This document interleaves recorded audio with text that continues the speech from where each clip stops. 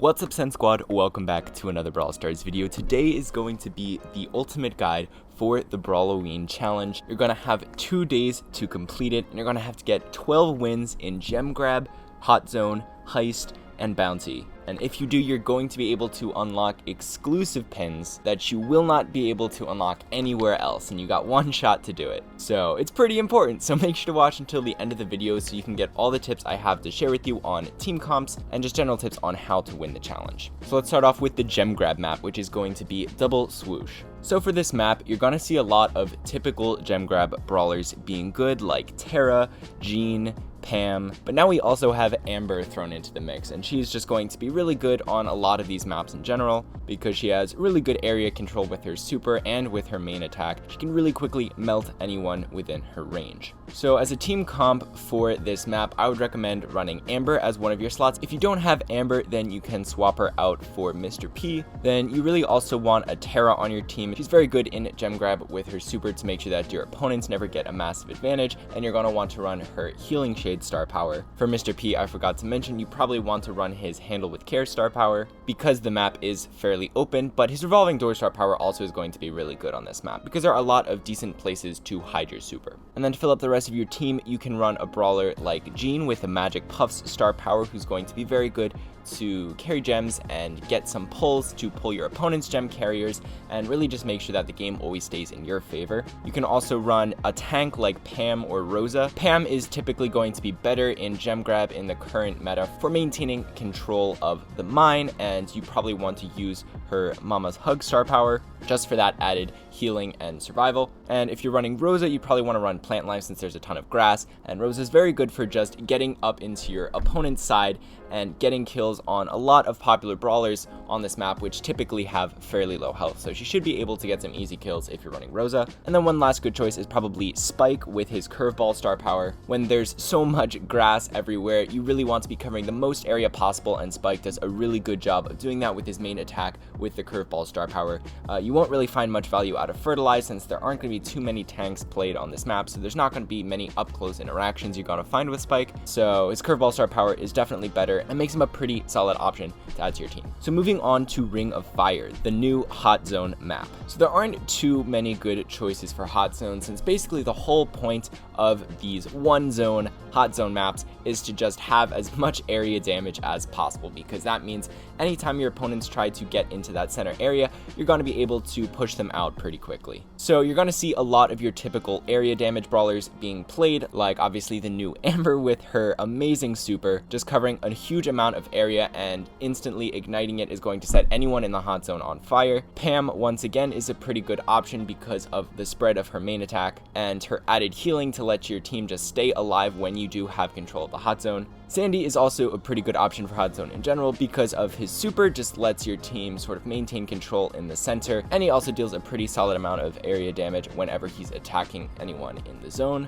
Ems also does a ton of area damage, so she is pretty good. And then Gale is also going to be another good option because his gadget lets you get over the really annoying walls in this map pretty quickly, and his new Freezing Snow star power is very strong in just slowing your opponents down, so that way it just makes it a lot easier for your team to get kills when you need to get them. So in terms of an overall team comp, I would definitely run Amber if one person on your team definitely has them unlocked. I would also run Gale for the support aspect with his gadget and with his super to instantly clear out the zone. And then I would probably choose one of Pam, Sandy, Ems, or maybe even 8-Bit, who I haven't talked about, because he can deal a lot of damage just sort of sitting in the grass and attacking the hot zone. Now next up we have GG Mortuary, which is the heist map. So this is one of the most annoying heist maps in the game because the walls just cover so much of the width of the field. So there's only really one good path to get to your opponent's safe. So typically you want to have someone standing behind that little patch of water on your side and just attacking anyone who tries to come through that center path. So thrower brawlers like Dynamite and Barley are going to be very good for this. Dynamite is probably going to be the better choice on this map because he also has the Dyna Jump star power, which is going to let him jump over these walls whenever he wants and potentially get some extra damage on your opponent's safe by just quickly jumping over their wall and then getting a couple attacks in. And his new gadget that lets you stun enemies is also going to be very good for just taking out anyone who tries to come through that center path. And then brawlers like Rico and Spike are also going to be very good for just consistently getting damage on anyone who tries to make it through that center area, because they'll basically have to walk through a wall of spikes or a wall of those bouncy balls, which is very difficult to do. So if you're running Rico, I recommend running the super bouncy star power, just so you can get more damage whenever you want. There's a lot of good places to bounce off walls. And with Spike, I definitely recommend running the fertilized star power, because you're not too concerned with getting chip damage. You really just want to get kills and get people off your safe. And since a lot of people tend to run tanks in Heist, Fertilize is just going to be very good for getting up close with tanks and being able to take them out while staying alive by healing that 800 damage per second. And in terms of the main bulk of your team, I definitely recommend running both a Daryl and a Brock. So the Daryl is very good because he can obviously roll over the water and get to your opponent's side without having to walk through that center passage, and he just deals a lot of damage to the safe whenever he gets on it. So I recommend using the rolling reload star power for Daryl here, because a lot of times when you're using your super, you're going to be directly going onto your opponent's safe, so that extra reload is just going to give you a lot of extra damage. And because the pool of players is so large, there are going to be a lot of really unskilled players in here, and so you're not going to get much value out of steel hoops, because people aren't going to really try to attack you as you're rolling anyway. And then for Brock, definitely the incendiary star power is always better. You just get a ton of damage off on the safe. He's going to be your main damage dealer to the safe, and his gadget is a super huge bonus on this map because you can just jump over your opponent's walls whenever you want and instantly be in range of the high safe. But you can also just stand behind their water and hit the safe from there as well. So he's very, very good in this map for just dealing a ton of damage to the safe, and that's basically what you want to be focused on if you're playing Brock. Just get as much damage as possible. You don't really have to worry too much about defense. That's what the other people on your team are for. Gale and Penny can also be decent options. Gale because his gadget lets you jump over the walls, lets the whole team jump over walls, which is nice to have. And Penny is pretty good with her super, can just stay on the safe sometimes, and because there are so many walls, it can be very difficult to actually take out the turret if your opponent doesn't have any throwers. But in general, for your team comp, I would just stick to Brock and Daryl fulfilling those two spots, and then as someone to sort of stand near the lake and play defense, definitely run someone like Dynamite or Barley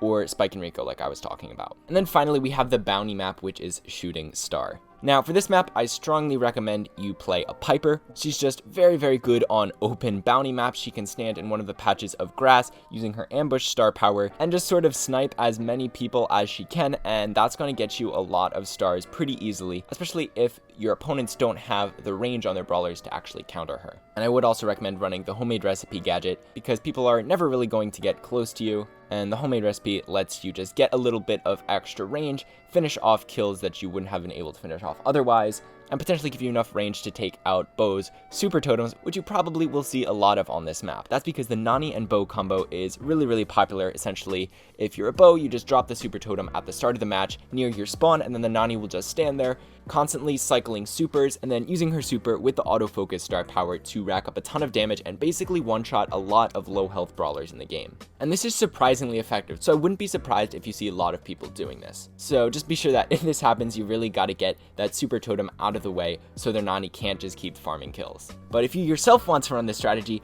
then definitely run Bo and Nani, and for your third pick, I definitely recommend running Mortis. Because if your Nani is going to be back at your spawn the entire time, it's basically going to be a 2v3 for your team, which can put them at a disadvantage, and you can lose just because they constantly have that extra player in the center of the field being able to get those kills. So you really want someone who can sort of hold their own, distract all the opponents at one time, and get a lot of kills solely by themselves, and Mortis is the perfect brawler for that, because a lot of popular brawlers for this map are very, very squishy. Like Piper, Nani, the throwers Tick and Sprout, who I think are also pretty solid on this map. They all have such low health that Mortis is going to be a huge threat to them, and so even though it's a 2v3, if you're doing the Bo Nani strat, Mortis is going to be able to help swing that in your favor, and then it's basically going to be an even match, except you also have the power of Nani constantly cycling supers on your side. Other than that strategy though, like I was talking about, Piper is definitely good. Brock is also a really good choice, as well as the throwers, Sprout and Tick are going to be the best for this map. And then Nani, even without Bo, is just a really good brawler because the map is so open, there's a lot of room to aim your attacks. And your super is just great for finishing off kills for people who try to run away, which is always very good in bounty. It's just going to get you those extra kills you need to keep your star count on top and win the game. So that's going to be the last map. If you make it all the way there and win 3 times in that bounty map, you're going to have 12 wins and win the new Brawl O Ween Rosa skin as well as the new pins. So good luck in the challenge. I hope this video helped. Make sure to join the Send Squad by subscribing, turning on notifications, and going to your settings and enabling notifications there as well. But that's all for today, guys. So see you later.